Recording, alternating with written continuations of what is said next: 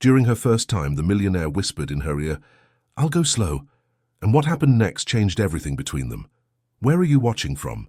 Subscribe to the channel and leave your like to discover how a single night transformed their destiny. Sometimes life's most important decisions are made in moments of silence, when the heart speaks louder than reason. She trembled as the penthouse door closed behind her, the sound echoing like an omen of what was to come. The panoramic view of illuminated New York spread before her eyes, the golden lights reflecting in the Hudson River like fallen stars on dark water. But all she could feel was the heat of his body too close, the scent of tobacco and cedar that invaded her senses, and the crushing weight of her own inexperience. Emily Taylor clutched the small silver cross pendant hanging from her neck, her grandmother Sarah's heirloom. Her fingers trembled slightly as she contemplated the city that had been her home for 3 years, so different from the small Virginia town where she had grown up with Sunday services and 4th of July parades. That's when he approached, his steps resonating on the hardwood floor. Michael Reynolds, with his imposing 6'2" frame, his intense brown eyes fixed on hers, and that air of a man who had conquered the world with his own hands. The owner of the prestigious design firm where she, at 23, had secured an internship just 3 months ago. "I promise to be patient, Emily," he murmured, his deep voice making her stomach flip. In that moment, something inside her broke and rebuilt itself simultaneously. The young woman who had arrived in New York with a trunk full of traditional values and architectural dreams now faced the most important decision of her life: to allow herself to feel or to remain bound by expectations woven for her like an inevitable destiny. The warm June breeze entered through the open window, bringing with it the scent of the city and the distant sound of jazz from somewhere several blocks away. Emily closed her eyes, allowing her senses to transport her while Michael's hand gently rested on hers. "You don't have to decide anything tonight," he whispered, offering her a glass of red wine that shimmered like liquid ruby under the dim light. "We can simply talk." But they both knew that words had never been the true language between them. From that first day when she spilled coffee with cream on his white linen shirt and blushed while apologizing, something more powerful than words had begun to weave their fate. The small town of Cedar Creek seemed suspended in time, with its white houses and church spires that stood out against the Virginia sky. It was Sunday, and the sound of bells from St. Michael's Church echoed through the cobblestone streets, calling the faithful to the 11 o'clock service. Margaret Taylor, with her eternal floral dress and impeccable bun, was embroidering a tablecloth for her daughter's hope chest, while the morning sun bathed the porch filled with hydrangeas that perfumed the air. Her hands, weathered by years of work and devotion, moved with mechanical precision, each stitch a silent prayer. "Mum, I've told you 1,000 times I don't need a hope chest," said Emily, sitting beside her with a cup of chamomile tea. "I'm studying architecture, not preparing to be a traditional wife." Margaret raised her gaze, her dark eyes carrying generations of wisdom and feminine resignation. "My dear, you can build buildings so tall they touch the sky, but at the end of the day, a woman needs her own home, a man who respects her, and a good name to pass on to her children." Emily sighed, recognizing in those words the echo of centuries of tradition that weighed on her shoulders like an invisible cloak.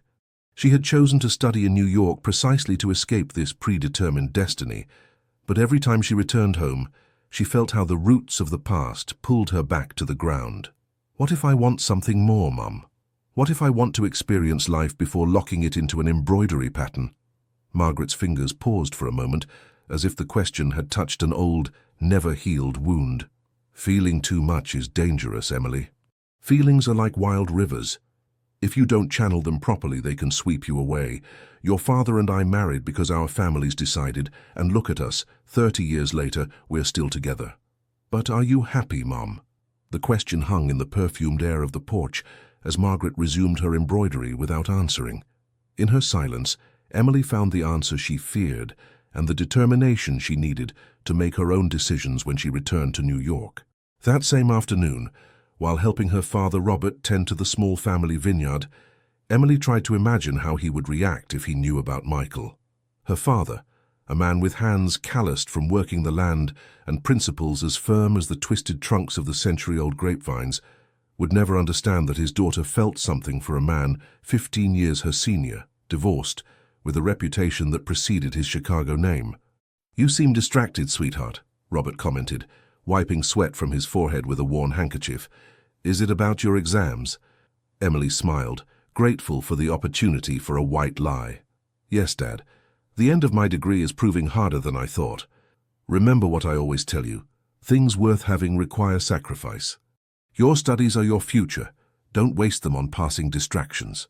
Passing distractions. Those words etched themselves in Emily's mind as the sun set behind the hills, painting the landscape in copper and golden hues. Was that what Michael represented in her life? A distraction pulling her away from her true path. That night in her childhood bedroom, with walls still decorated with posters of famous architects and rosaries hanging by the window, Emily received a message on her phone. It was him. "I miss you, Virginia girl. The office is empty without your smile. When are you coming back to New York?" She read the message over and over, each word resonating in her heart like a promise or a threat. She couldn't clearly distinguish which. Reynolds' design occupied a restored brownstone on West 21st Street, in the heart of Chelsea.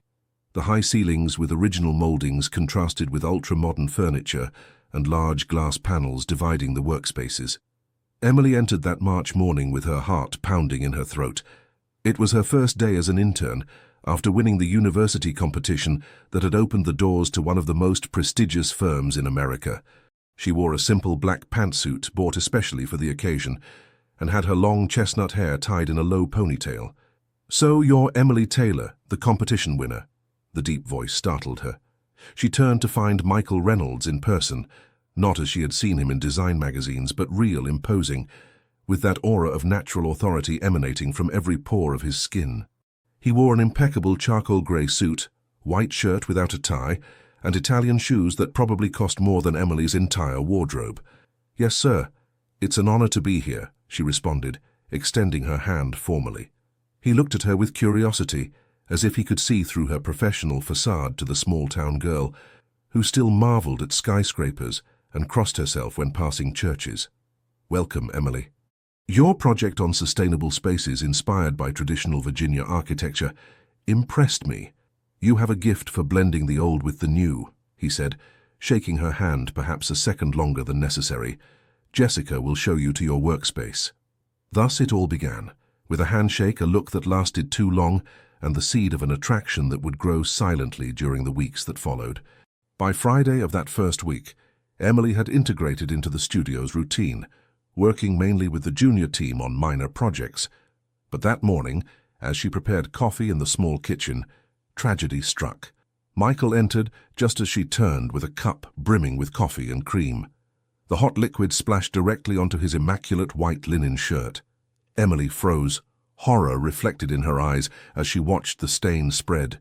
"Oh my God, I'm so sorry, Mr. Reynolds," she exclaimed, mortified, desperately searching for napkins to try to fix the disaster. To her surprise, instead of getting angry, Michael let out a laugh. A genuine laugh that completely transformed his usually serious face. "Don't worry, little one," he said, using for the first time that nickname that would later become something intimate between them. "It's just a shirt." Their fingers brushed as they both tried to clean the stain, and something invisible but powerful passed between them like an electric current. Emily blushed intensely, her cheeks taking on the shade of the peonies that grew in her family's garden. "I promise to be more careful next time," she whispered, unable to hold his gaze. "I hope not," he responded quietly, almost to himself. People who are too careful rarely create anything extraordinary. From that day forward, Michael began to seek her company with small pretexts. Project reviews he could have delegated to others, consultations about details any other professional could have answered, coffees he now asked her to bring specifically to his office. During those moments stolen from time, he discovered that Emily was not just a talented small-town girl. She was an old soul in a young body, with an overflowing passion for vernacular architecture, for spaces that tell stories, for designing places that make people feel connected to their roots. "See these tiles?" he explained one day, showing her samples for a project in Charleston. "They're exact replicas of those that decorated colonial homes in the 18th century. Beauty is in the details, Emily." In the small decisions we make every day. As he spoke, his fingers brushed hers when passing the samples, creating a fascinating contrast. His large, calloused hands, forged from nothing in Chicago's working-class neighborhoods, next to her delicate hands, educated to embroider and pray. "It's as if each piece tells a different story," she responded, mesmerized not only by the beauty of the tile but by his proximity, by his sandalwood and freshly brewed coffee scent, by the intensity of eyes that seemed to know secrets she was only beginning to intuit. "Exactly," he smiled, pleased with her understanding. "And you, Emily Taylor, what story do you want to tell with your life?" The question floated between them like an invitation, a challenge, or perhaps a warning. The small apartment in Greenwich Village that Emily shared with two university classmates had become both her refuge and her prison. Each night, after returning from the studio, she would sit by the window overlooking Washington Square Park, watching how the silver moon reflected in the fountain's waters, while thoughts of Michael invaded her mind like an unstoppable tide. "Daydreaming again, huh?" said Lauren, her roommate, a lively New Yorker studying fine arts. "Let me guess, it's about the boss. I can tell by your face every time you come back from work." Emily felt heat rise to her cheeks, betraying her. "I don't know what you're talking about," she lied, looking away from the park. "I'm just tired from the final project." Lauren sat across from her with a glass of red wine in hand, and that look of someone who has lived more experiences than correspond to her 24 years. "Look, honey, I'm not judging you. Mr. Reynolds is eye candy, with that lone wolf air and those suits that fit him like a glove. But be careful, okay? Men like him don't look for anything serious with 23-year-old interns." Her friend's words pierced like small needles in her heart, materializing the fears that Emily refused to admit even to herself. What could a man like Michael want from her, beyond a passing adventure? "There's nothing between us," she insisted, though the tremor in her voice betrayed her. "Not yet," Lauren pointed out, winking at her before leaving her alone with her thoughts. That night, as the distant sounds of the city filtered through the open window, Emily took out the small image of the Virgin Mary she had brought from home. She knelt beside her bed, as she had done since childhood, but the prayers that used to flow easily got stuck in her throat. How could she ask the Virgin to free her from a desire that grew each day, when deep down she didn't want to be liberated from it? The days at the studio became a sweet torment. Each morning, Emily chose her clothes with more care, applied a touch of perfume behind her ears, styled her hair in different ways, unconsciously seeking approval in Michael's eyes. And he noticed. He noticed every small change, every effort, every furtive glance she gave him when she thought no one was watching.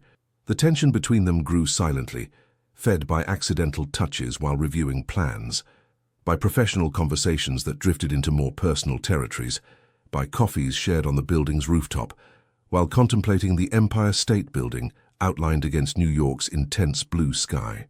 It was during one of those coffees that Michael began to reveal parts of himself that he kept hidden from the rest of the world. "My mother still lives in the same 500-square-foot apartment in Chicago," he confessed, as the warm breeze slightly ruffled his perfectly combed hair. "I could buy her a mansion if I wanted, but she refuses to leave the neighborhood where she raised me alone, cleaning other people's houses so I could study." Emily listened, fascinated, discovering in each revelation a new layer of the man who hid behind the facade of the ruthless businessman. "She must be very proud of you," she commented, moved by the image of a single mother fighting against all odds for her son. Michael's eyes darkened slightly. "She is. But I think sometimes she's also scared of how far I've come, as if she fears that one day I'll become one of those rich people whose houses she used to clean." "That will never happen," Emily asserted, with a conviction that surprised even herself. "You have too much soul in your designs. Only someone who knows the value of a home can create spaces that make people feel truly welcome."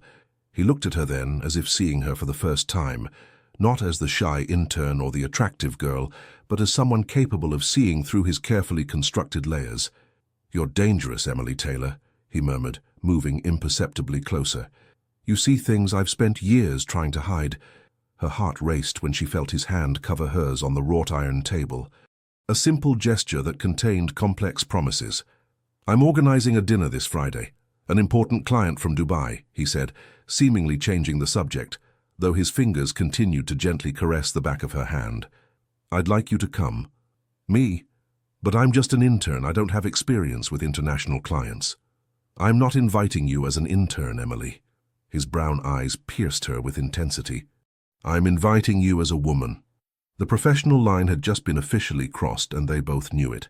The restaurant was hidden in a West Village alleyway, one of those exclusive places without a sign at the door that only privileged locals knew about. Emily arrived 5 minutes late, after changing outfits 3 times and desperately asking Lauren for advice on what to wear for a dinner that could change everything. She had finally decided on a simple black dress that fell to her knees, with a neckline that suggested without showing too much, and heels that made her feel elegant but uncomfortable. Her hair fell loose over her shoulders, and for the first time since arriving in New York, she wore her lips painted red. When the waiter guided her to the table in the inner courtyard, where scented candles created dancing shadows on whitewashed walls and a small fountain sang softly, Emily was surprised to find Michael alone, with no sign of the supposed Dubai client. "You look beautiful," he said, standing to pull out her chair, his eyes appreciatively taking in every inch of her figure. "The red on your lips suits you perfectly. It highlights your passionate character that you try so hard to hide." Emily felt a mixture of embarrassment and excitement at the direct compliment. "Thank you," she responded, taking her seat. "Will the client be late?" Michael smiled, a wolfish smile that sent both warning and promise signals in equal measure. "There is no client, Emily. That was my excuse to invite you without scaring you off." The revelation should have angered her, but instead a strange sense of relief washed over her. At least now the cards were on the table. "You could have told me the truth," she commented, unfolding the linen napkin onto her lap. "Would you have said yes?" he asked while pouring Napa Valley red wine into crystal glasses that captured the candlelight. Emily remained silent, knowing that the honest answer would probably have been no, not because she didn't want to, but because admitting that desire out loud would have been too frightening. The dinner proceeded like a carefully choreographed dance. Appetizers of heirloom tomatoes with artisanal olive oil that shimmered like liquid gold, perfectly seared scallops with microgreens, and conversations that skillfully slid between professional and personal, building bridges between their seemingly distant worlds. He told her about his beginnings, about how he sold sketches of Chicago's skyline to tourists in Millennium Park at 12, about the scholarship he earned to study design at Columbia when no one in his family had ever set foot in a university. She talked about her childhood in Virginia, about summers harvesting grapes with her father, about how she fell in love with architecture when visiting Monticello for the first time, and feeling how the colonial stones told centuries-old stories. As the night progressed and wine loosened their tongues, the tension between them became almost palpable. When Michael's fingers caressed hers across the antique wooden table, a shiver ran down Emily's spine. "I need to be honest with you," he said, his voice deeper than usual. "I'm not looking for a passing romance, Emily. At 38, I've had enough of those to know they lead nowhere." "Then what are you looking for?" she asked, surprised by her own boldness. Michael looked at her intently, as if carefully considering his response. "Someone who reminds me that innocence without artifice exists. Someone who sees the man, not the businessman or the bank account. Someone like you." The words floated between them, laden with meaning and potential. Emily felt as if she stood at the edge of a precipice, knowing that the next step could change the course of her life forever. "I'm afraid," she finally confessed, lowering her gaze to their intertwined hands. "Afraid of not being enough, of being just a passing novelty for you, of losing myself in the process." He gently lifted her chin, forcing her to look directly into his eyes. "Fear is natural when something truly matters. And you, Emily Taylor, matter more than you should for a man like me." When they left the restaurant, stars speckled the night sky like diamonds on black velvet. They walked in silence through narrow streets, their shoulders occasionally brushing, until they reached a small park with a view of the illuminated Brooklyn Bridge in the distance. "It's so beautiful it hurts," whispered Emily, contemplating the scene. "Yes, it is," responded Michael, but he wasn't looking at the bridge. He was looking at her. And there, under New York's starlit sky, he leaned in slowly, giving her time to back away if she wished. She didn't. Their lips met in a soft, tentative kiss that contained both promise and caution. A kiss that tasted of expensive wine and irreversible decisions. When they separated, both knew they had crossed a threshold from which there was no return. The following weeks were a whirlwind of mutual discoveries. They met outside the studio, away from curious glances and malicious rumors. Michael showed Emily a New York that she, despite living there for 3 years, had never really known. He took her to the Metropolitan Museum of Art during less crowded hours, explaining each architectural detail with contagious passion, pointing out nuances that only a trained eye like his could appreciate. He guided her to jazz clubs in hidden basements, where the music moved her to tears without knowing why, as if those melodies connected with an ancestral part of her soul. He invited her to antique bookstores near Columbia, where the scent of yellowed pages mingled with his cologne, and the smell of approaching autumn that perfumed the streets.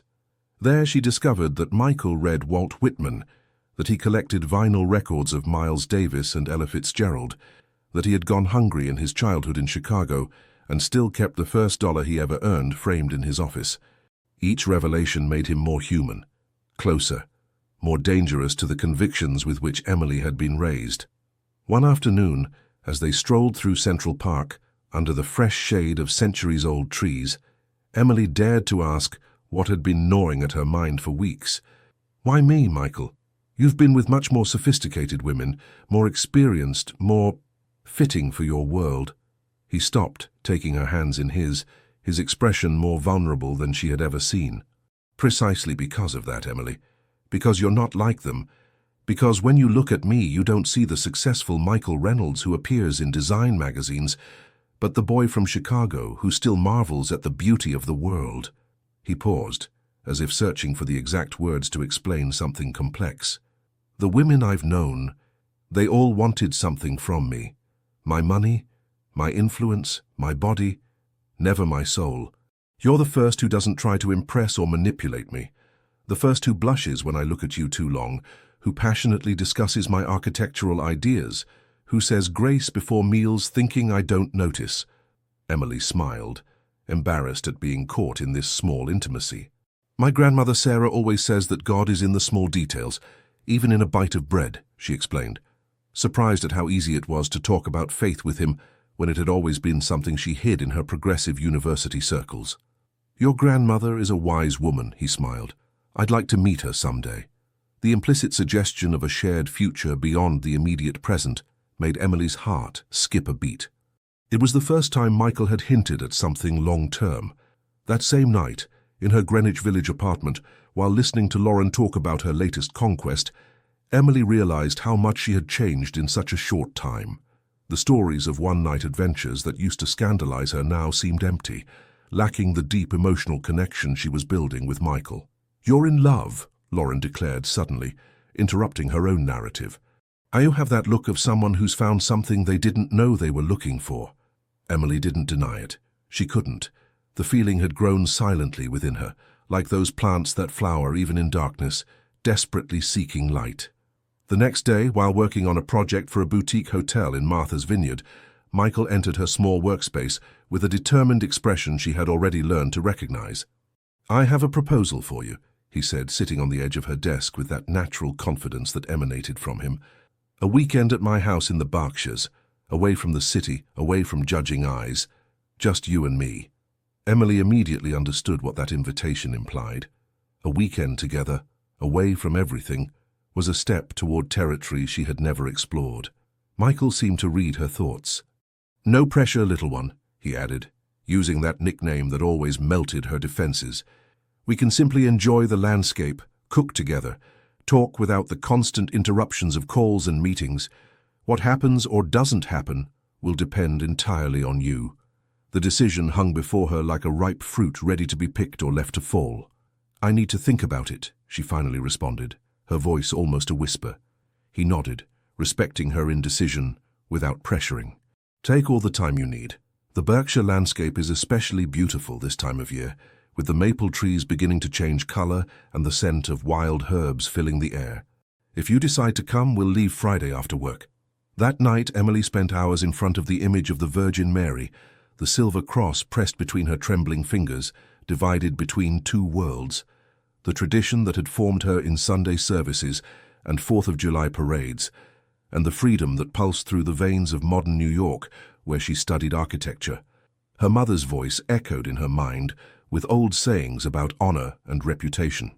But there was another voice, newer, stronger, that whispered about choices and freedom and the right to write her own story. After a night of insomnia and reflection, Emily made her decision. With trembling fingers, she sent a message that would change the course of her life. "I'll go with you to the Berkshires. I can't promise anything more than my company, but it's yours if you want it." The response came almost immediately. "It's more than enough. Your company is all I desire." The road wound through rugged mountains, each curve revealing more impressive landscapes than the last. Emily watched, fascinated, as the world changed as they climbed into the Berkshires. The neat suburbs gave way to tall maple trees beginning to show hints of gold and red. The plains transformed into steep valleys that seemed to climb toward the sky. Michael drove his Audi with the confidence of someone who knows every bend in the road, one hand on the wheel and the other occasionally resting on hers. Leonard Cohen played on the stereo, his deep voice seeming the perfect soundtrack for these dramatic landscapes. "What are you thinking about?" he asked, noticing her contemplative silence. "About how this landscape seems suspended between two worlds, like me," she answered honestly. "Neither completely wild nor completely tamed." He smiled, appreciating the depth of her observation. "That's exactly what made me fall in love with these mountains. They're like you, Emily. A perfect fusion of untamed nature and civilized grace." After almost 3 hours of driving, they took a dirt road that wound between maple and oak trees. At the end of the path appeared the house, a construction of stone and dark wooden beams, perfectly integrated into the landscape, as if it had grown naturally from the mountain. "It's beautiful," whispered Emily, captivated by the simple elegance of the dwelling. "It was the first property I bought when I started to do well," explained Michael, parking in front of a small porch covered with climbing wisteria. "I restored it with my own hands over 3 years. Every stone, every beam, every detail was a conscious decision." Upon entering, Emily was impressed by the harmony of the interior space. High ceilings with exposed wooden beams, stone walls, floors of reclaimed hardwood that retained the warmth of the sun. Large windows framed spectacular views of the mountains, blurring the boundary between inside and outside. "This place tells your story better than any words," she said, her eyes taking in the architectural details that blended traditional New England influences with contemporary touches. "It's my true home," he confessed. "The only place where I can be simply Michael, without surnames or expectations." During the first day, as he had promised, he maintained a respectful distance. He cooked for her dishes that perfumed the entire house: New England clam chowder, perfectly grilled steak with vegetables from local farms, apple crumble with maple syrup that was sweet and rich at the same time. They hiked trails surrounded by wild thyme and autumn wildflowers, picked blackberries from bushes that grew between the rocks, watched hawks soaring high above using the thermal currents. In the mid-afternoon, when the sun began to descend, they sat in a clearing with a view of the valley, sharing a bottle of local wine and pieces of artisanal cheese that Michael had bought in a nearby town. "How did you learn to cook like this?" asked Emily, surprised by his culinary skills. "My mother worked long hours. From the age of 10, I was the one who prepared dinner for when she came home exhausted," he explained, his gaze losing itself in the horizon. "At first they were simple dishes, fried eggs, rice, potatoes, but over time I began to experiment. I wanted her to have something special after days of cleaning other people's houses." Emily felt a new wave of tenderness toward him. Beneath the facade of the successful businessman hid a boy who had grown up too quickly, who had learned to care for others before himself. At nightfall, they lit the fireplace in the main room. The fire projected dancing shadows on the walls, while the mountain wind whistled softly among the trees outside. Seated on hand-woven rugs, with glasses of red wine and the warmth of flames caressing their faces, Michael began to tell his complete story. He had been born in a working-class neighborhood of Chicago, where violence still echoed in whispered conversations, where his mother, Elizabeth, worked 18 hours a day cleaning other people's houses to keep them afloat after being abandoned by his father before birth. By age 12, he was already selling sketches of urban landscapes to tourists, discovering that he had talent for imagining beautiful spaces, even while living in one that wasn't. At 18, I got a scholarship to study design at Columbia, he continued, his eyes reflecting the flames. My mother cried when I told her, not from joy, but from fear. She was afraid I would move so far from my roots that one day I would be ashamed of her, of our humble past. But that never happened, affirmed Emily, not as a question but as a certainty. No, he smiled sadly, but there was a moment when it almost did. He then told her about his years of meteoric rise, his first studio in Chicago at 25, his first major projects in Miami and Los Angeles at 30, his expansion to international markets. With each rung he climbed, the people around him changed. Richer friends, more exclusive circles, more sophisticated women. I was about to get married, you know, he revealed, pouring himself more wine. Catherine, heiress to a hotel chain. Everything was prepared, the wedding of the year in the Hamptons. A week before the ceremony, I overheard her talking to her mother on the phone. She was saying that I was a miracle of social mobility, that she had polished the boy from the projects until making him presentable. His voice broke slightly at the memory. I confronted her that same night. She didn't deny anything. In fact, she seemed genuinely confused by my anger. For her, my humble origins were a defect she had managed to correct, not a fundamental part of who I am. Emily felt a protective rage expand in her chest. What an idiotic woman, she said, with a vehemence that surprised her. She didn't understand that it's precisely that origin that gives you the empathy to design spaces that make people feel truly welcomed. He looked at her then, with an intensity that left her breathless.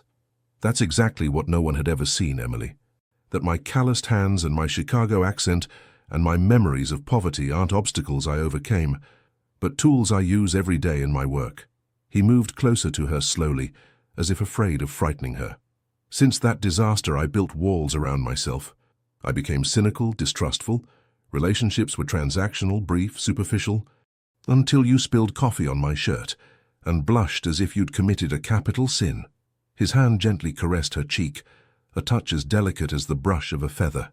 That morning, for the first time in years, I saw innocence without artifice, vulnerability without manipulation, and something inside me, something I thought was dead and buried, came back to life. Emily could feel her heart beating so hard she feared he might hear it. Michael was so close now she could distinguish small golden flecks in his brown eyes, smell the aroma of wine and sandalwood on his breath. I'm afraid, she confessed in a whisper, not of the physical act, but of losing myself in you, of forgetting who I am, where I come from, what I want. I would never ask you to change, Emily, he responded, his deep voice laden with emotion. What fascinates me about you is precisely your authenticity, your ability to remain true to your roots, even in a world that pressures you to forget them. Their foreheads touched, sharing the same air, suspended in a moment of decision. If you decide to go to your room right now, I'll respect that, he murmured. If you decide to stay, I promise that I will never ever pressure you to do anything you're not ready for. Emily closed her eyes, letting the sensations flood her. The warmth of the fire on her skin, the scent of burning wood mingled with his cologne, the sound of wind through the trees like an ancestral whisper, reminding her that life is too brief to live according to rules written by others. When she opened her eyes again, she had made her decision. With trembling but determined hands, she stood and extended her hand to him. Show me your room, Michael. The return to New York brought with it the brutal reintegration into reality. The dreamlike world of the Berkshires, where only they existed, nature and time that seemed to stretch infinitely, was left behind like a dream from which both had abruptly awakened. On Monday morning, upon entering the studio, Emily immediately perceived that something had changed. Conversations ceased abruptly when she passed. Glances followed her with a mixture of curiosity and barely disguised malice, and Jessica Parker, the creative director who had been working with Michael for 5 years, observed her with poorly concealed resentment. It was Martha, the middle-aged receptionist with whom Emily had established a cordial relationship, who finally warned her during the coffee break. "Be careful, dear," she whispered, making sure no one heard them in the small kitchen. "Jessica has put a target on your back. It seems someone saw you and the boss dining in the West Village 2 weeks ago, and rumors are flying." Emily felt the floor move beneath her feet.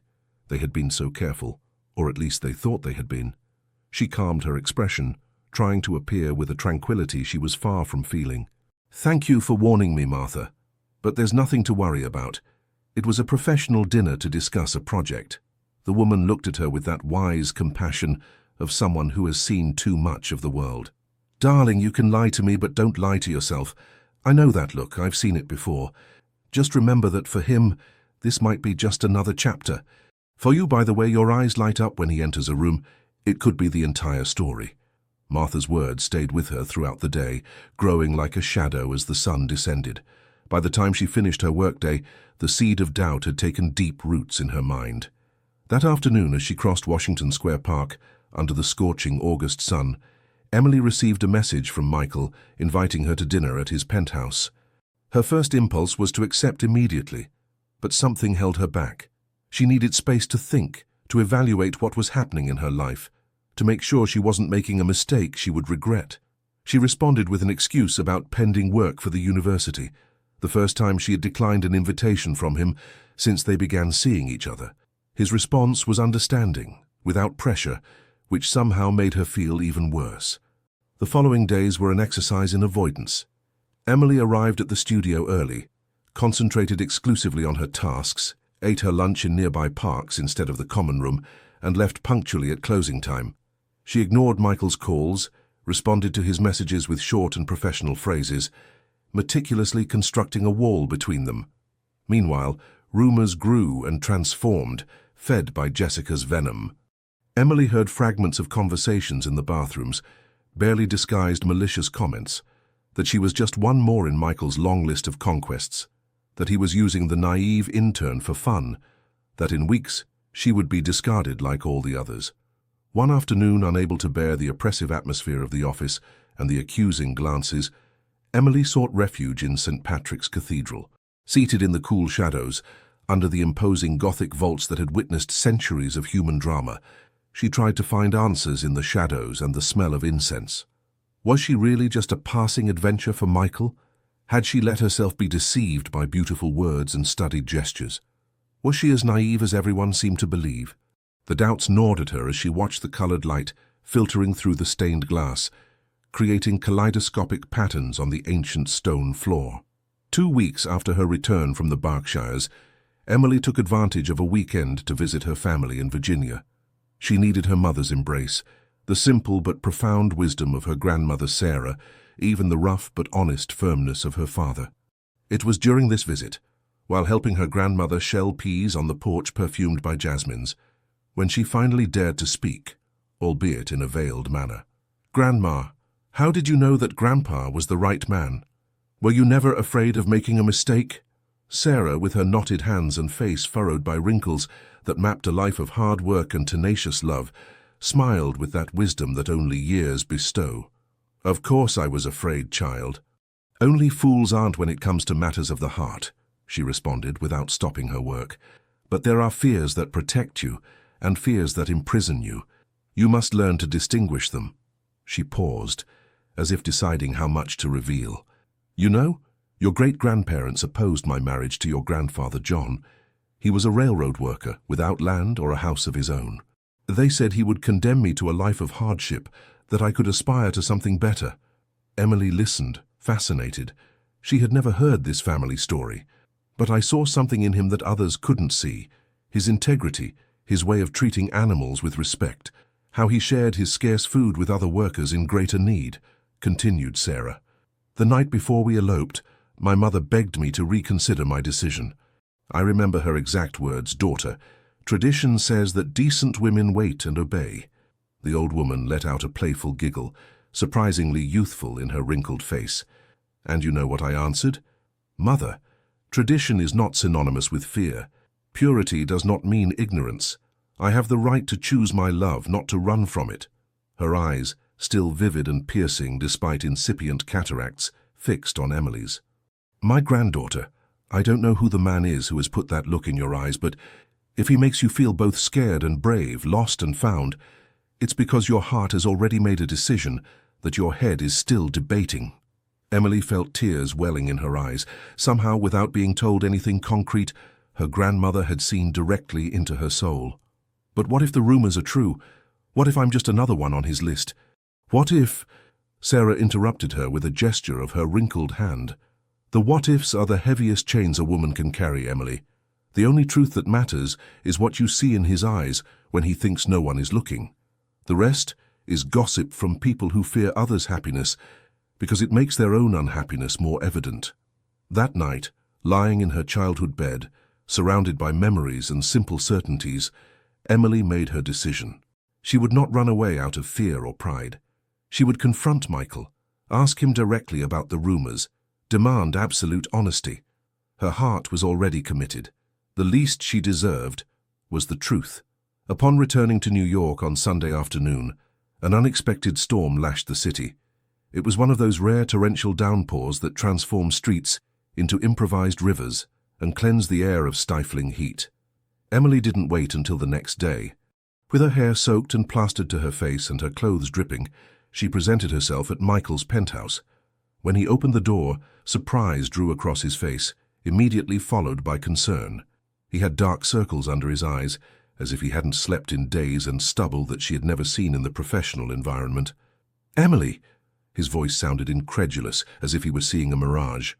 She entered without waiting for an invitation, trembling not from cold, but from a mixture of determination and fear.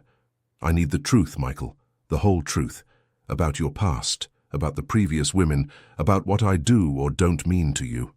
The rain pattered against the penthouse windows, creating a curtain of water that isolated that space from the rest of the city. Michael observed Emily, soaked and trembling, but with a fierce determination in her eyes that left him momentarily speechless. Without saying anything, he disappeared down the hallway and returned with thick cotton towels and a wool blanket. With delicate but efficient gestures, he wrapped her as if she were a small child, dried her hair with gentle touches, prepared chamomile tea that smelled of childhood and golden fields. Only when he saw her less tremulous, seated on his Italian designer sofa with hands clutching the steaming cup, did he sit across from her, ready to bare his soul. "Ask what you want to know, Emily. I'll answer with the absolute truth, even when it hurts." She breathed deeply, gathering the necessary courage. "The rumors at the office, they say I'm just one more, that you have a history of seducing women and discarding them, that this is a game for you." Michael nodded slowly, as if he had expected to start precisely there. "There was a time when those rumors would have been true," he admitted, his deep voice loaded with raw honesty. "After Catherine, after the cancelled wedding and public humiliation, I became someone I don't recognize with pride. I used women as they tried to use me, for convenience, for momentary pleasure, to fill voids." He paused as if the next words cost him physical effort. "Yes, there were others before you. Brief relationships, superficial, without emotional commitment. Some colleagues, some clients, all women who knew exactly what they were getting into, who wanted the same thing I did. Company without complications." Emily felt an irrational pang of jealousy for these unknown women, but she forced herself to maintain composure. "And Jessica? The rumors suggest there was something between you." An expression of discomfort crossed Michael's face. "Jessica and I had a brief affair 4 years ago when she had just divorced. It was a mistake on my part. I shouldn't have mixed the personal with the professional. It ended as soon as it began, but let's say she has difficulties accepting that there wasn't and won't be anything serious between us." "Is that why she hates me so much?" asked Emily, pieces of the puzzle finally fitting together. "Jessica doesn't hate you, Emily. She hates what you represent. My capacity to change, to feel something real, something I never experienced with her or any other." Silence settled between them, broken only by the sound of the rain now falling less intensely, as if nature itself held its breath before the confessions that floated in the air. "My turn to ask," he finally said. "Why did you disappear these 2 weeks? Why did you avoid me as if I were a contagious disease?" Emily lowered her gaze to her cup, observing the swirls of steam that rose and dissipated. "I was afraid," she confessed. "Afraid of being exactly what the rumors say, a naive woman manipulated by an experienced man. Afraid of building castles in the air while you were just passing the time. Afraid of discovering one day that what we lived in the Berkshires didn't mean to you even half of what it meant to me." Her voice broke slightly on the last phrase. Michael then moved closer, kneeling before her, taking her hands in his. "Emily, look at me," he asked with an intensity that forced her to raise her eyes. "What we lived in the Berkshires changed something fundamental in me.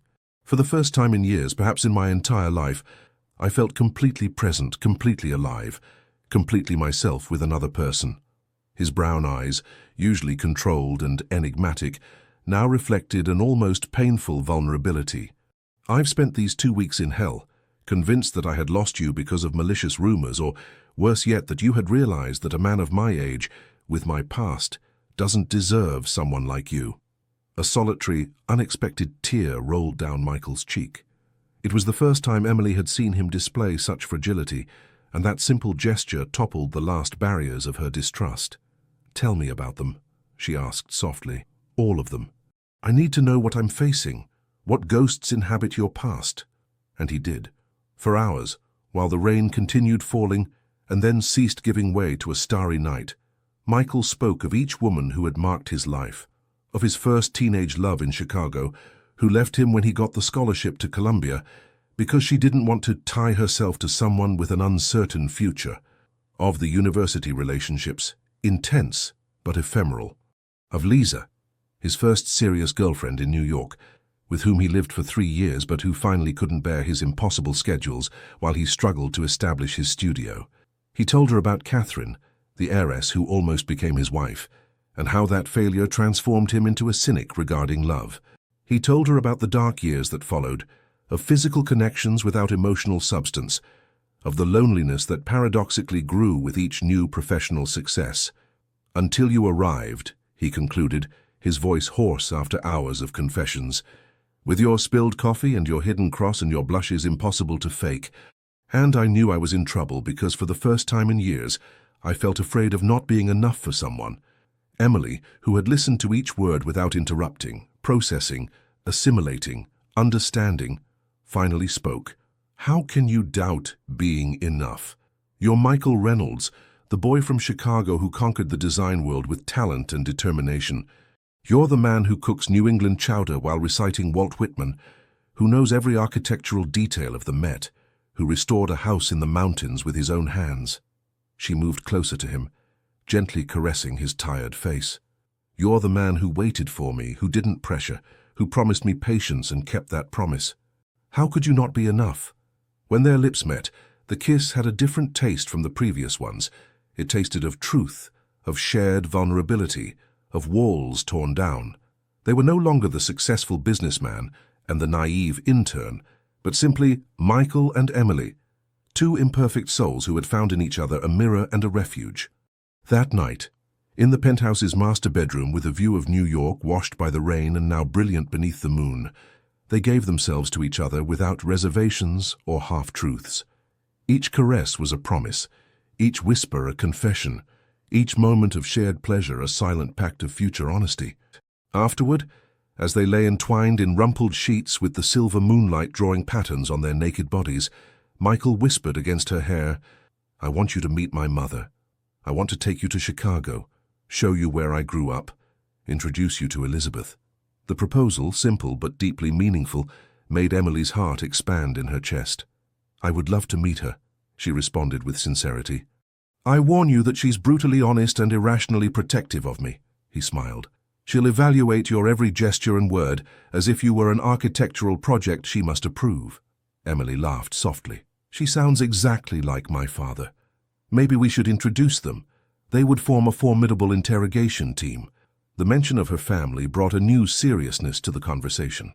"Do you think your parents will ever accept me, Emily?" he asked, an unusual vulnerability in his voice. A Chicagoan 15 years older, divorced with a complicated past. "I'm not exactly the son-in-law that a traditional Virginia family would dream of for their daughter." She considered the question seriously, imagining the reaction of Robert and Margaret to a man like Michael. "My father will probably look at you as if you were trying to steal his most precious treasure, which is exactly what I am to him," she responded honestly. "My mother will pray novenas and consult with the minister if it's appropriate. But my grandmother Sarah, she will see directly into your heart, and her opinion is what really matters in the family." She propped herself up on an elbow to look him directly in the eyes. "Besides, I don't need their approval to love you, Michael. I'm an adult woman who has made her decision. The word love floated between them, pronounced for the first time, loaded with meaning and consequences. He looked at her with a mixture of amazement and reverence, as if he had just witnessed a miracle. I love you, Emily Taylor, he declared, the words emerging like a long-contained truth that finally found its freedom. I love you with an intensity that scares me, because I never thought it was possible to feel this way at 38, after everything I've lived through. I love you, Michael Reynolds, she responded, the words simple but powerful. With your past and your scars, with your calloused hands and your Chicago accent, with all that you are, and what I still don't know about you. They sealed this new declaration with a kiss that tasted of promise, of future, of decisions made not from fear, but from the courage to choose love above all else.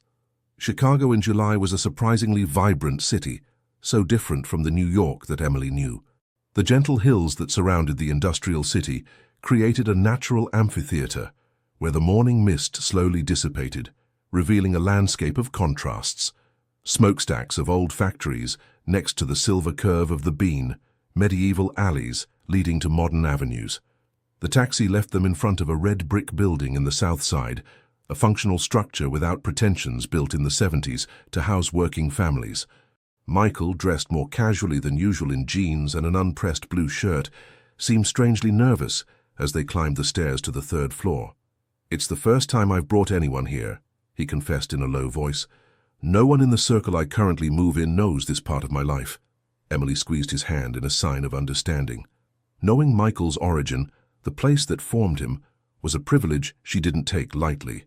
The door opened before they could knock, revealing a small but powerful presence of a woman. Elizabeth Reynolds, with her grey hair gathered in a simple bun and eyes identical to her son's, radiated a dignity that no circumstance had been able to break. Her hands, rough from decades of hard work, extended first to her son in a fierce embrace, and then, to Emily's surprise, to her with equal intensity. "So you're the girl who accomplished the impossible," she said with a strong Chicago accent, "making my son believe in love again." The small 500-square-foot apartment was a testimony to a simple but dignified life.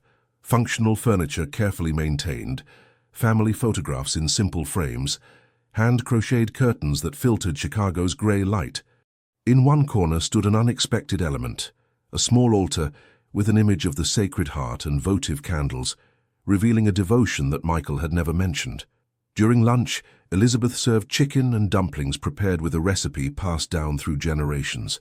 While they ate, the woman deployed an arsenal of direct questions that would have intimidated anyone, but which Emily answered with sincerity and without pretensions. "And your parents approve of this relationship?" asked Elizabeth, serving her more lemonade. "An older man divorced from another region. It can't be what they dreamed for their daughter."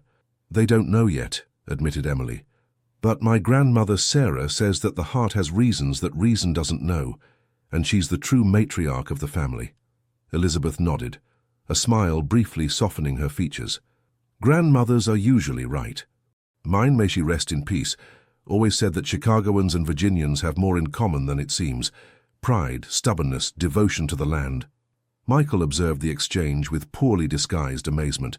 He had never seen his mother open up so quickly to anyone, especially someone linked to his life in New York or Chicago. "You're good for him," Elizabeth finally declared, with that direct frankness so characteristic of Chicagoans. "You have your feet on the ground but your eyes on the sky. It's what he needs to not lose himself in his own success." After lunch, Michael insisted on showing Emily the places that had marked his childhood. He took her to the small park where he sold his first drawings, to the public school where an art teacher recognized his talent, to the public library where he spent hours studying because at home there wasn't enough space or silence. In each place, Emily saw more clearly the boy he had been, the determined teenager escaping poverty, the young man who transformed hunger into ambition and pain into creativity. The pieces of the puzzle that was Michael Reynolds fit together with each street traveled, each anecdote shared, each shadow of the past illuminated. The visit culminated in a small park on top of a hill from where they dominated the entire city. The sunset tinged the sky in copper tones, reflecting off the skyscrapers that once seemed so unattainable to a boy from the south side. "I came here when I needed to escape," he explained, sitting on a weathered stone bench.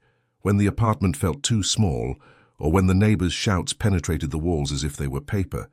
I spent hours drawing this panorama, imagining how I could transform the city, dreaming of beautiful spaces I would someday design."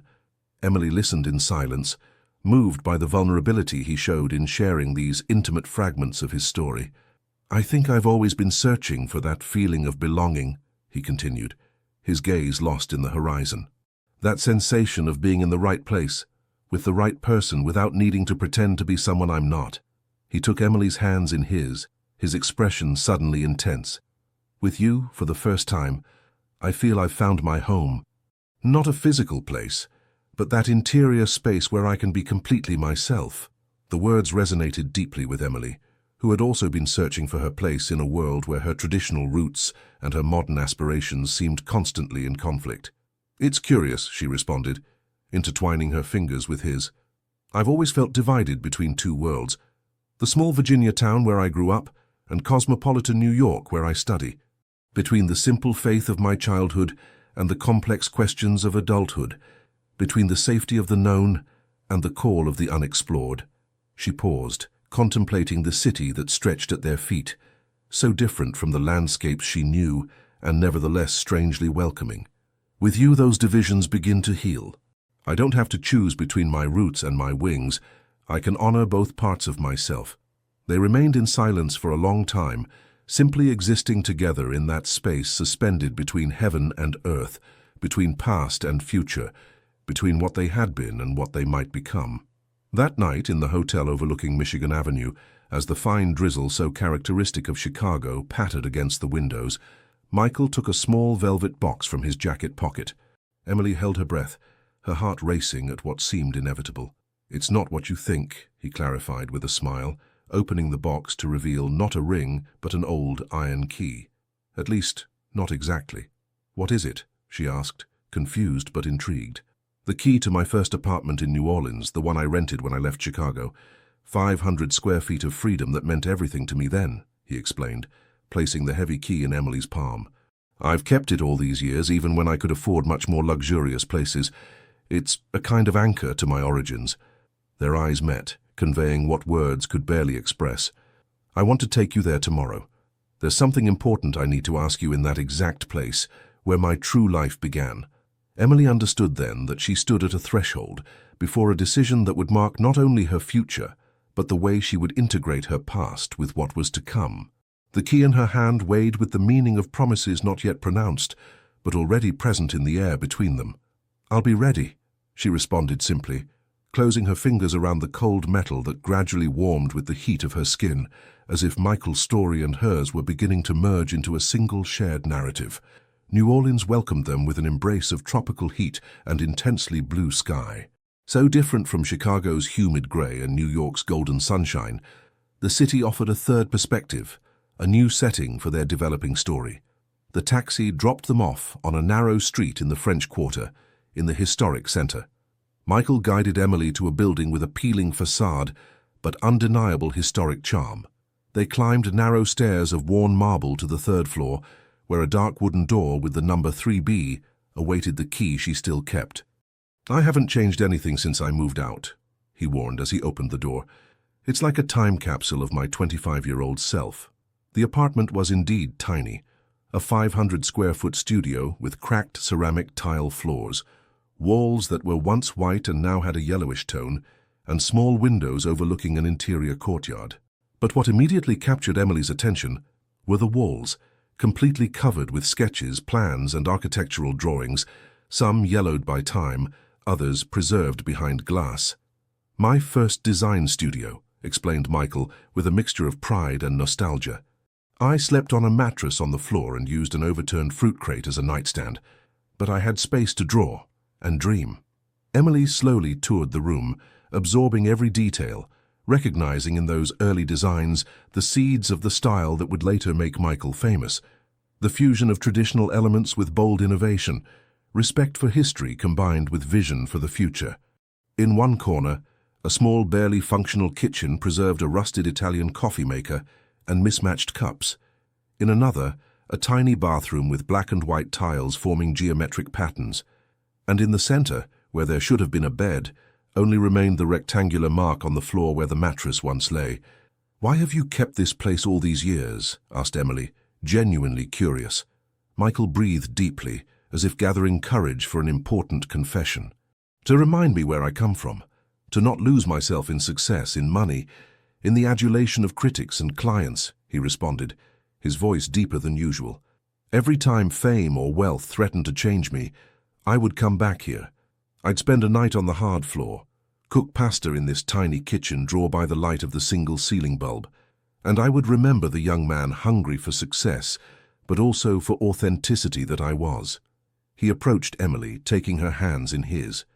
"I've never brought anyone here. Not partners, not friends, and certainly no woman. This place was just mine, my anchor in reality, when everything else seemed surreal." Emily felt the weight of what that revelation meant, the privilege of being invited to such an intimate and symbolic space. "Why have you brought me here?" she asked softly. Michael released her hands, only to kneel on the cracked ceramic tile floor. The gesture, as unexpected as it was powerful, made Emily's heart stop for an instant. "Because I want to share everything with you, Emily. Not just the man I am now, but the one I was, the hungry boy from Chicago, the ambitious young man from New Orleans, all versions of myself that have brought me to you." From his pocket he extracted not a diamond ring, but the same old key he had shown her the night before. "I don't offer a traditional engagement ring, because what I feel for you has nothing conventional about it," he continued, his voice firm but laden with emotion. "I offer this key, symbol of my origins, of my naked truth without adornments. I offer a future built together, where your Virginia roots and my Chicago blood intertwine to create something new, something ours." Emily was holding her breath, tears forming in her eyes as the full meaning of that moment unfolded before her. "Emily Taylor, would you do me the honor of becoming my wife? Not because tradition dictates it or society expects it, but because two souls that have found their home in each other deserve to celebrate that union." Time seemed to stop in that tiny apartment that contained the beginning of one dream and now witnessed the start of another. Emily looked at Michael, kneeling on the floor where he once slept pursuing his future, now offering her not riches or luxuries, but his most essential truth.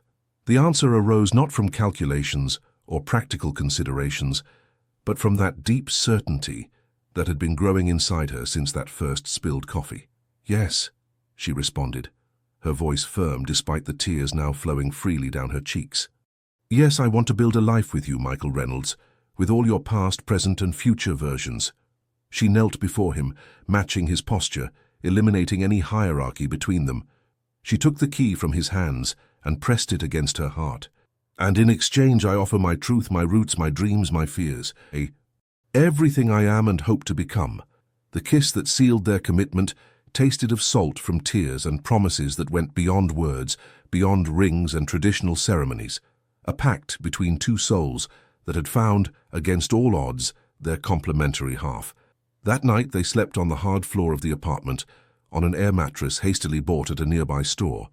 Under the single ceiling bulb with moonlight filtering through the small windows, they made plans that went beyond a wedding. "We could get married in the spring," suggested Emily, her head resting on Michael's chest, "when the dogwoods in Virginia are in bloom. In that small chapel you showed me in photos near your grandmother's town," he added, stroking her hair.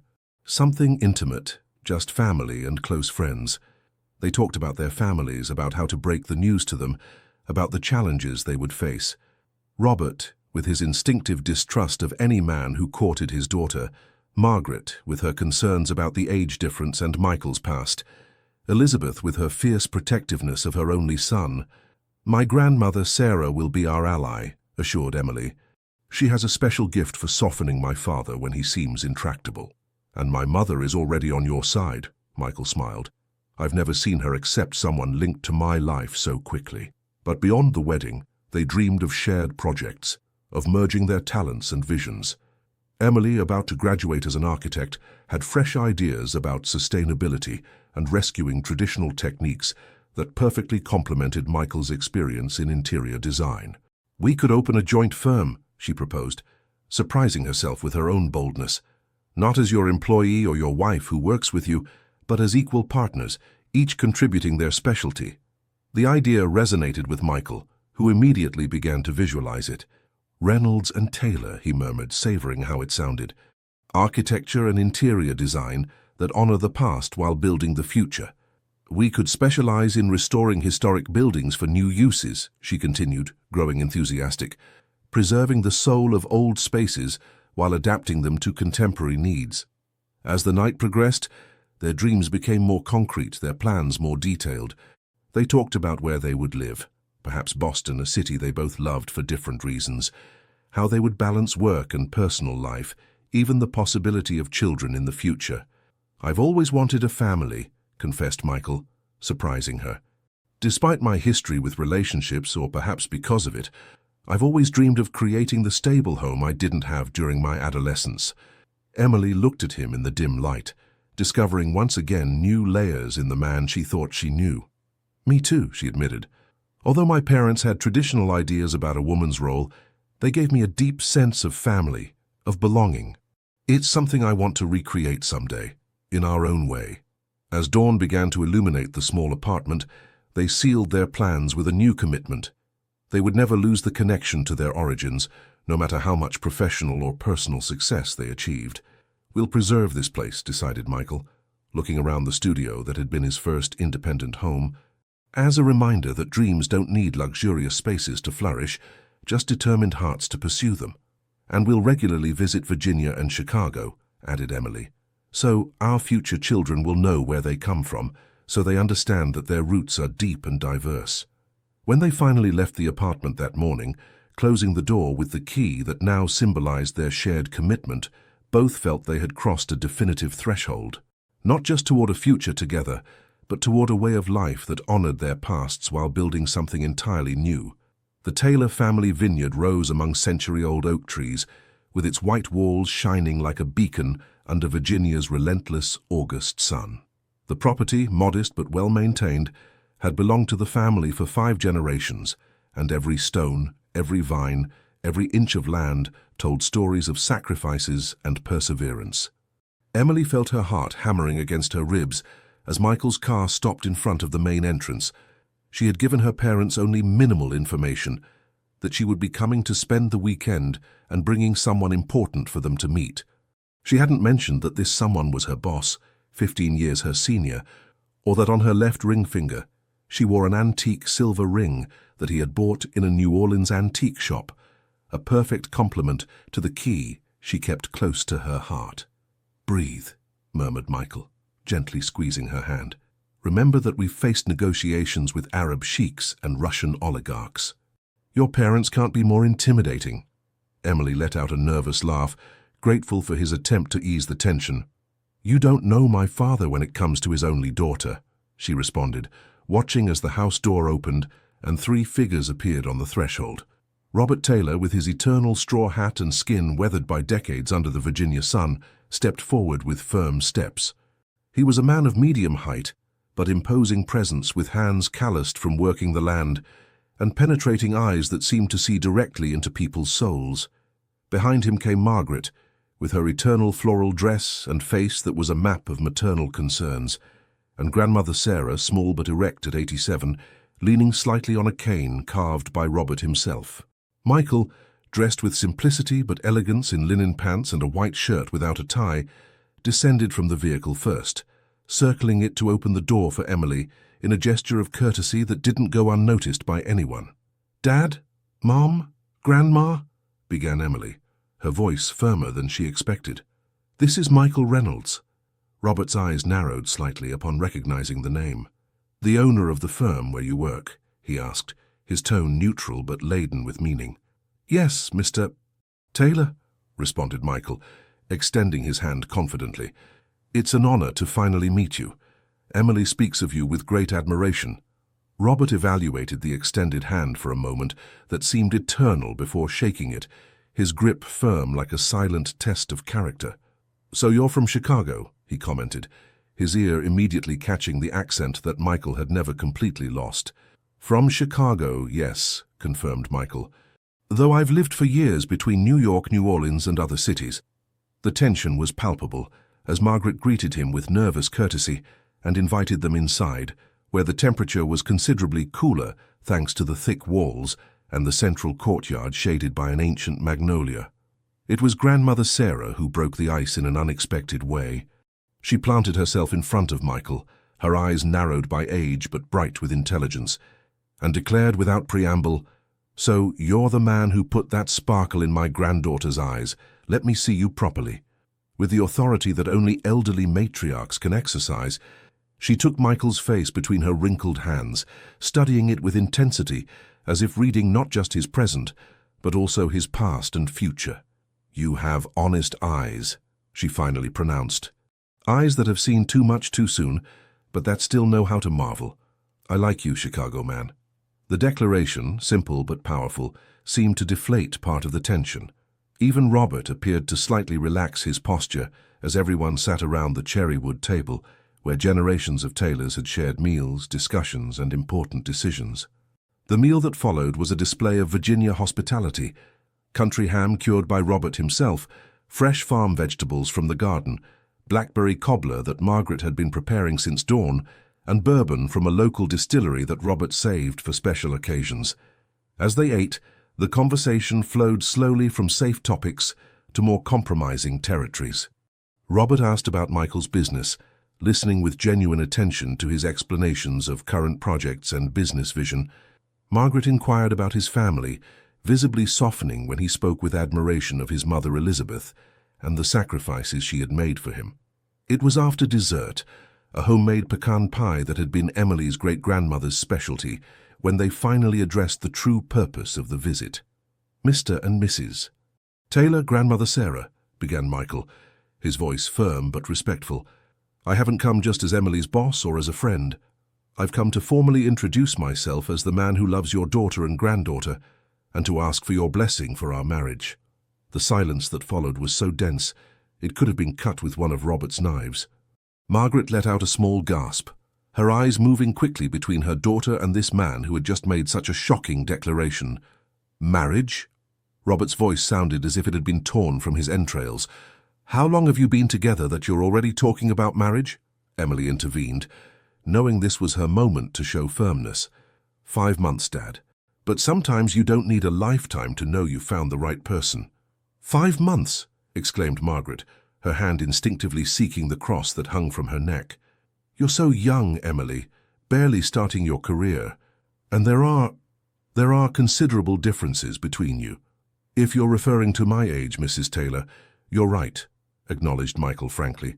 "I'm 15 years older than Emily, and I completely understand your concern. I also understand that our origins are different, that my past isn't spotless, that this announcement seems rushed." He paused, carefully choosing his next words. "But I promise you this.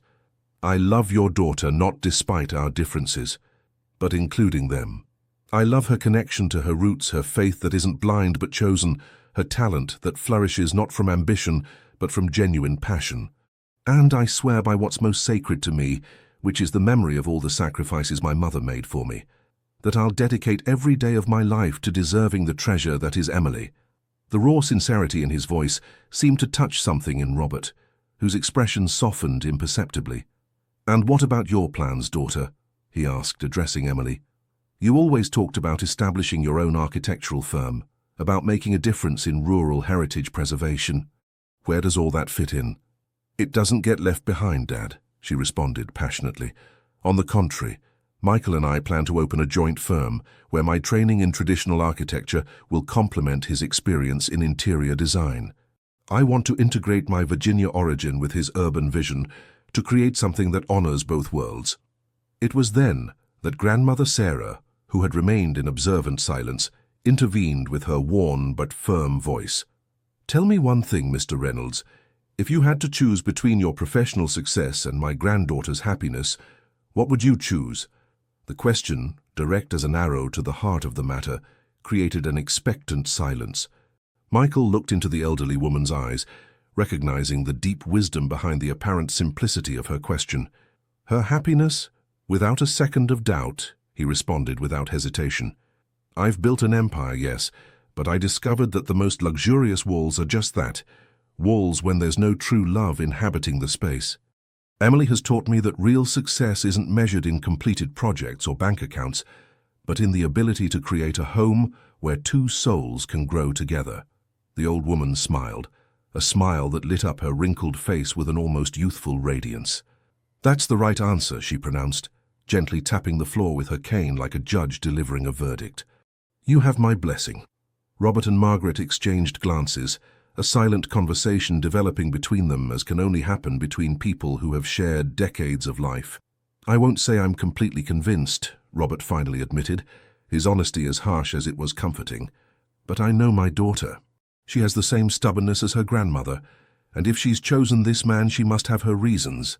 He addressed Michael directly, his gaze intense but no longer hostile. "I'll be watching you, Reynolds. Not out of distrust, but because that's how fathers protect what they love most.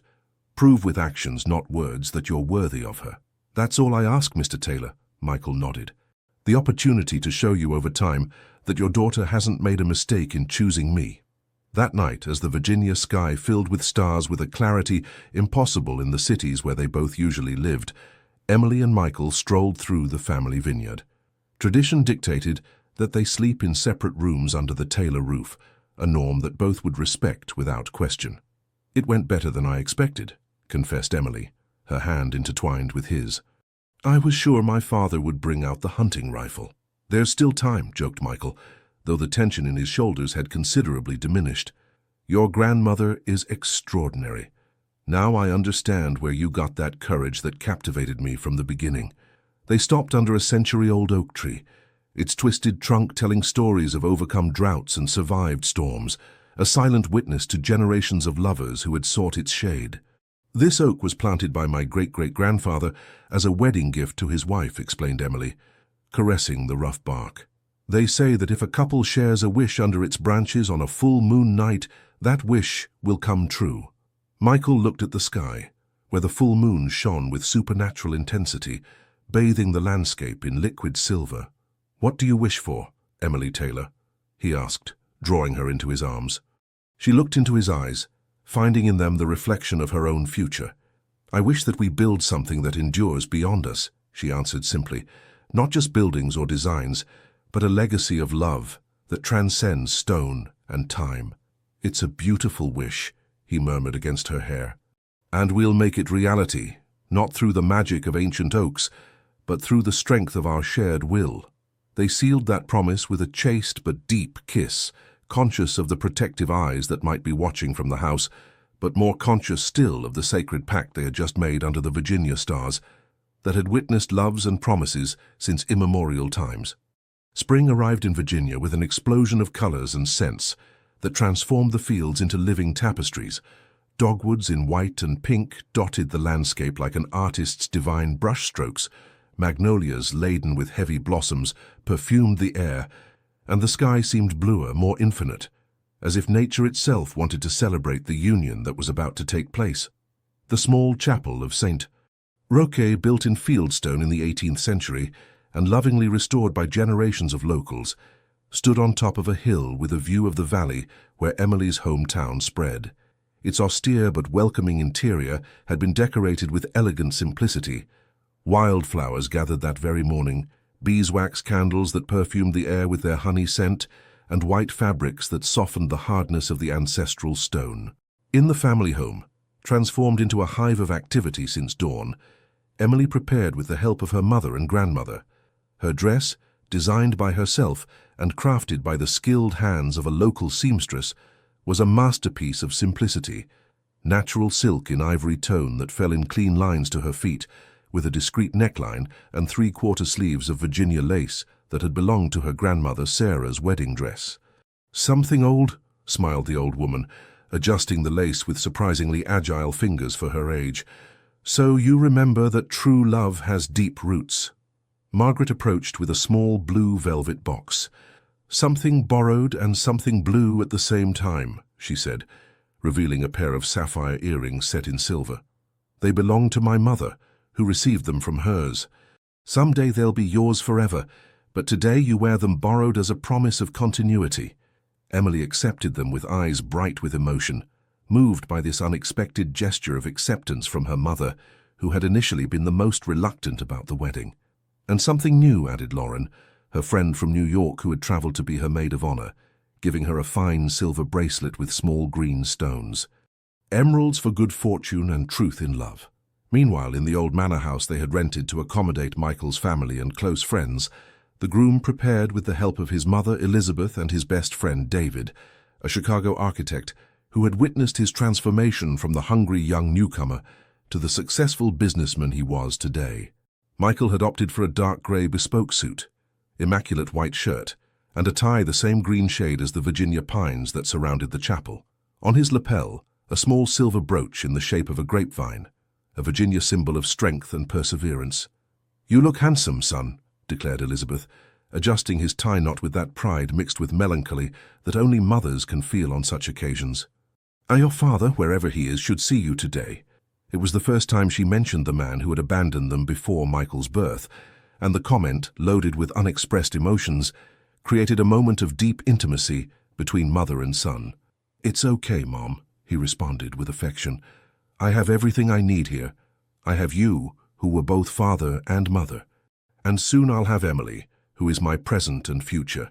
At noon, when the sun reached its zenith bathing the landscape in golden light, the small chapel filled with a reduced but significant group of guests, the entire Taylor family, including uncles and cousins who had traveled from various corners of America, Elizabeth and the few Chicago relatives who had been able to make the trip, close friends of both, carefully selected for their significance in their lives, not for social or professional convenience.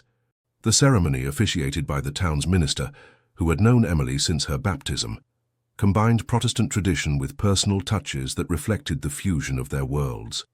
When the centuries-old wooden doors opened and Emily entered on her father's arm, Michael felt as if time stopped.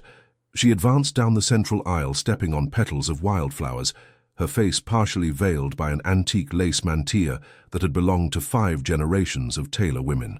The light filtering through the stained glass created a multicolored halo around her figure, as if the chapel itself were blessing her.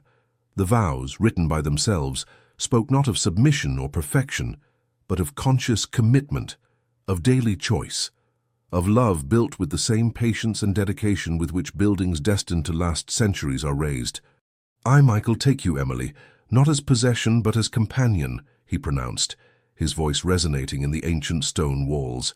"I promise you not perfection but honesty, not control but shared freedom, not a path without obstacles, but a hand that will never let go of yours when stones appear."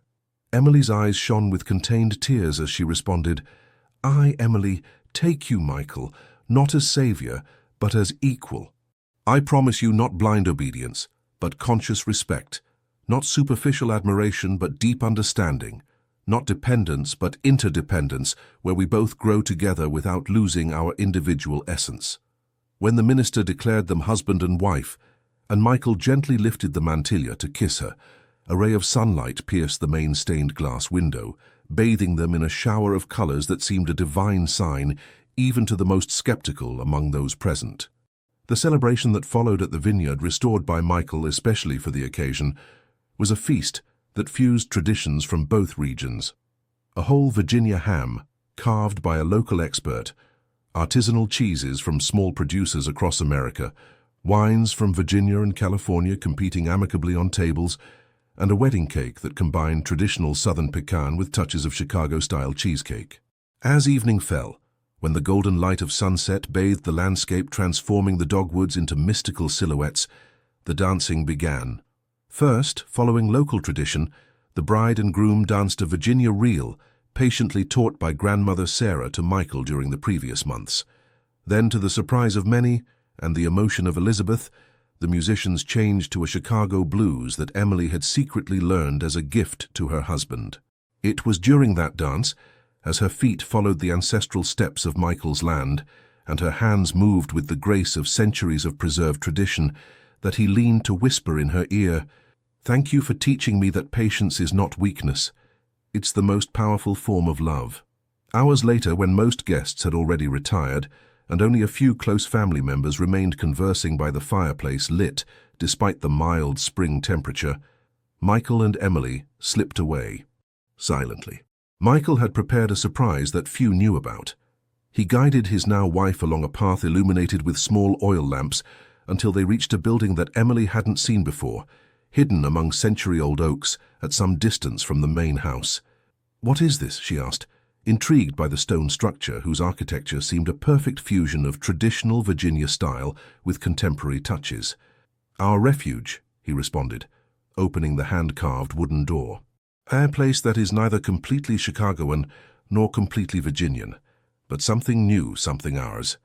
The interior left Emily breathless. An open space with high ceilings, with exposed beams, stone walls that reflected the moonlight entering through strategically placed windows, floors of reclaimed hardwood, recovered from abandoned farmhouses. Simple but elegant furniture, some designed by Michael himself, others inherited from the Taylor family.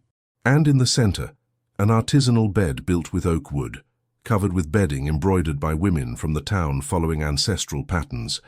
"I built it during these 6 months each time we came to visit your family," he explained, observing her reaction with barely disguised anxiety. "I wanted us to have a place that was just ours, a space where both worlds would meet without either dominating the other."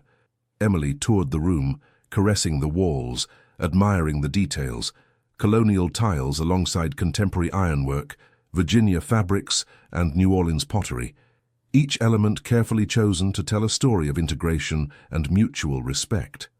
"It's perfect," she whispered, tears of joy shining in her eyes. "It's the home I always dreamed of without knowing I was dreaming it." When they kissed in the center of that space that was physical testimony to their union, they felt they were completing a circle that had begun with coffee spilled on a white shirt and a whispered promise in a New York penthouse. "I promise to be patient." That night, as the full moon bathed the Virginia landscape and the scent of jasmine entered through the open windows, they celebrated their union not just of bodies but of souls, of pasts and futures, of honored traditions and new paths to discover together. "It's us, materialized in stone and wood." She turned to him, her face illuminated by a mixture of love, gratitude, and desire. 3 years later, the Reynolds and Taylor firm occupied a restored brownstone in the heart of Boston's Beacon Hill. The exposed brick walls contrasted with large windows that flooded the workspaces with natural light, while the central courtyard, with its restored fountain, served as a meeting point where architects and designers shared ideas under the shade of a magnolia transplanted from the Taylor family vineyard in Virginia.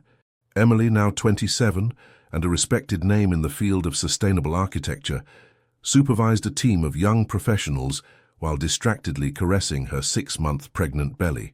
On her desk, plans for the restoration of a set of historic houses in Williamsburg mingled with catalogues of nursery furniture and a framed ultrasound that revealed the tiny profile of a future Reynolds Taylor. Michael entered the office with that determined step that characterized him, though his temples now showed the first silver strands that, in Emily's opinion, only made him more attractive. He had just returned from a meeting with investors interested in their most ambitious project to date, the transformation of an abandoned village in rural Virginia into a sustainable cultural and tourist center that would revitalize rural America. "We have the green light," he announced with a triumphant smile, placing a kiss on Emily's lips before kneeling to speak directly to her belly. "Did you hear that, little John? We're going to build a place where children like you will be able to discover how people lived in American villages 100 years ago, while their parents learned traditional construction techniques." Emily smiled, moved by the image of her husband speaking to their unborn son with the same seriousness with which he discussed multi-million-dollar projects. They had decided to name the baby John in honor of Emily's grandfather, thus continuing a family tradition that interwove past and future. The rural revitalization project was special for both of them. It not only represented their shared vision of preserving America's rural heritage while adapting it to contemporary needs, but also symbolized the bridge they had built between their worlds. Michael's urban and sophisticated experience perfectly complementing Emily's knowledge of rural traditions and ancestral techniques. "Have you talked to your mother?" asked Emily, as she stood up with Michael's help. "She wanted to know if she needed to bring more warm clothes for her visit next month." "I talked to her this morning," he responded with an affectionate smile. She says a Chicagoan doesn't need special clothes to face the Boston winter, that this is almost tropical compared to Chicago in the wind. But secretly she's knitting blankets and hats for the baby, as if we were going to raise him in Alaska. Both laughed, imagining Elizabeth and Sarah, who against all expectations had developed a close friendship based on their shared frankness and family devotion, competing to spoil their first grandson. They went out together to the building's terrace, from where Boston's skyline could be seen shimmering like a mosaic of brick and glass under the afternoon sun. Boston had been the perfect choice to establish their joint firm and their home. A planned city, but with deep respect for tradition, modern without renouncing its historical roots, a meeting point between cultures and eras. In these 3 years of marriage, they had faced professional and personal challenges. The integration of their teams wasn't always simple. There were clients who doubted Emily's ability because of her youth, and others who questioned Michael's relevance in a world increasingly dominated by new technologies and aesthetics. They had heated discussions about creative approaches, went through a painful loss when the first pregnancy didn't reach term, and learned to balance their shared passion for work with the need to nurture their relationship. But each obstacle had strengthened their bond, polishing the rough edges as the sea polishes stones, until turning them into something more beautiful and resistant than in their original state. "What are you thinking about?" asked Michael, embracing her from behind, his hands resting protectively on the belly where their son was growing. "About us," she responded, leaning against his chest, "about how our lives intertwined from a spilled coffee and a promise of patience, about how we've built something that's greater than the sum of its parts." The sun began to descend, tinging the sky in copper and golden tones that reminded them of Virginia sunsets. "Do you know what day it is today?" he asked, his deep voice laden with contained emotion. Emily smiled, of course she knew. "The anniversary of the first time I stepped into your penthouse in New York. The day you promised to be patient." Michael gently turned her to look into her eyes, those eyes that still had the power to completely disarm him, to make him feel simultaneously vulnerable and invincible. 3 years, 7 months, and 18 days since then, he confirmed, with that precision that Emily found adorably obsessive. "And each morning, waking up beside you, I still think I'm the luckiest man in the world." "We're both lucky," she corrected, caressing his face with tenderness, "for having found each other, for having been brave, for having chosen each other every day since then." They kissed under the Boston sky, a kiss that tasted of fulfilled promises and new shared dreams. Between them, physical manifestation of their love, grew a new life that would combine the best of both worlds: the Chicago determination and the Virginia tenderness, the urban ambition and the rural wisdom, the innovative impulse and the respect for tradition. As they contemplated together the horizon where sky and city merged into an indistinguishable line, Emily thought of that distant day when she trembled before the closed door of the penthouse, caught between fear and desire. How much she had changed since then, how much they had grown together. "The true home isn't a place," she murmured, expressing the deep understanding that had blossomed within her over these years. "It's a person, a feeling, a certainty that you belong exactly where you are." Michael nodded, gently squeezing her hand. "And true love isn't possession or blind passion," he added. "It's patience. It's building together something that endures, like we build buildings destined to outlive us, to tell our story when we're no longer here." At that moment, as if nature wanted to celebrate their understanding, the baby gave a kick that both felt. They laughed, marveling at this reminder that their love had created something tangible, something that would carry their legacy toward a future they could barely imagine. "Do you remember what we wished for under your family's oak tree?" asked Michael, his hand still over the place where their son had manifested his presence. Emily nodded, the words as vivid in her memory as if she had pronounced them yesterday. "That we would build something that would endure beyond us. Not just buildings or designs, but a legacy of love that would transcend stone and time. Look around you," he said, pointing to the city stretching at their feet, and then to the belly that harbored their greatest joint creation. "We're making it reality." As the sun finally sank into the horizon, tinting the sky purple and pink, Emily understood with crystal clarity that their story wasn't about a love that magically overcomes all obstacles, but about two imperfect people who chose, day after day, to build something beautiful and lasting from their differences and similarities. As an architect, she knew that the most resistant buildings are not those constructed hastily in moments of passion, but those erected with patience, with attention to detail, with respect for the foundations and vision for the future. And so was true love, a daily construction, stone upon stone, promise upon promise, always with eternity as horizon and patience as the main tool. "I love you, Michael Reynolds," she whispered as the first stars began to shine in the increasingly dark sky. "With all that I am, with all that we will be together." "I love you, Emily Taylor," he responded, enveloping his present and future family in an embrace that promised to sustain them through all seasons to come. "And I will love you with the same patience and dedication with which we build each of our projects, to endure beyond time." As they returned inside, letting the Boston night unfold its starry mantle over the city, both felt in the deepest of their beings that they had found not just love, but purpose, to create spaces, physical and emotional, where others could feel truly at home.